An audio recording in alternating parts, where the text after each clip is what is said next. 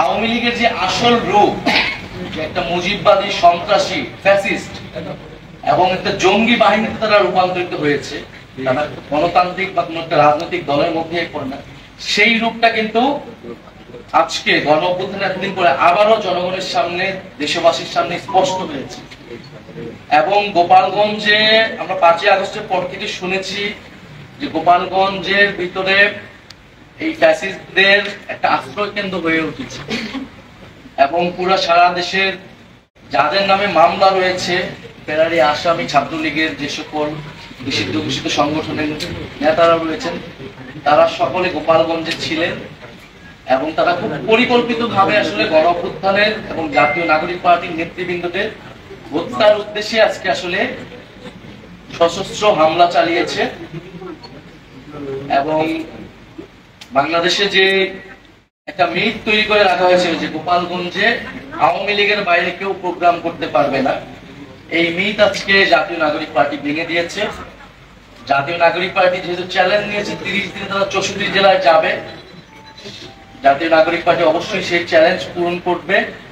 গোপালগঞ্জে আজকে আমাদের পথসভা হয়েছে এবং অন্যান্য প্রত্যেকটা জেলা, যে জেলাগুলো বাকি রয়েছে, আমাদের সেই পথসভাগুলো হবে এবং আগামীকাল পূর্ব নির্ধারিত সময় অনুযায়ী আমাদের যে ফরিদপুরের পথসভাটি, সেই পথসভা হবে এবং সেই অনুযায়ী পরবর্তী যে পথসভাগুলো রয়েছে ফরিদপুর, রাজবাড়ী, মানিকগঞ্জ, সেই অনুযায়ী চলতে থাকবে। যতই বাধা বিপত্তি, হামলা, হত্যা চেষ্টা হোক না কেন, জাতীয় নাগরিক পার্টির নেতৃবৃন্দ এই পথসভা, দেশ করতে জুলাই পথসভা থামবে না।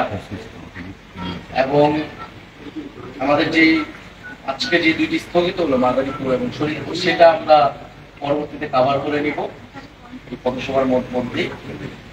আজকে প্রেস ব্রিফিং এর উদ্দেশ্যটা এটাই যে আমাদের পরবর্তী কার্যক্রমটা অব্যাহত থাকবে ফরিদপুর থেকে। আর আজকে সারা দেশে এই হামলা এবং হত্যা চেষ্টার বিরুদ্ধে প্রতিবাদ জানিয়েছেন ফ্যাসিবাদ বিরোধী বিভিন্ন ছাত্র সংগঠন এবং রাজনৈতিক দলগুলো। আমরা জাতীয় নাগরিক পার্টির পক্ষ থেকে তাদেরকে আন্তরিকভাবে ধন্যবাদ এবং কৃতজ্ঞতা জানাই। জাতীয় নাগরিক পার্টির নেতৃবৃন্দ সারা দেশে এবং বিপ্লবী ছাত্ররাও সারা দেশে বিভিন্ন জায়গায় প্রতিবাদ জানিয়েছে, তাদেরকে আমরা ধন্যবাদ এবং কৃতজ্ঞতা জানাই। এবং গোপালগঞ্জের হামলায় কিন্তু সাংবাদিকরাও আহত হয়েছে, তো সেই বিষয়েও আমাদের সমবেদনা রয়েছে। এবং জাতীয় নাগরিক পার্টি আগামীকাল সারা দেশে বিক্ষোভ কর্মসূচি পালন করবে এই সশস্ত্র হামলার প্রতিবাদে। এবং আমরা আমাদের যে ফরিদপুরের পথসভা কালকে থাকবে,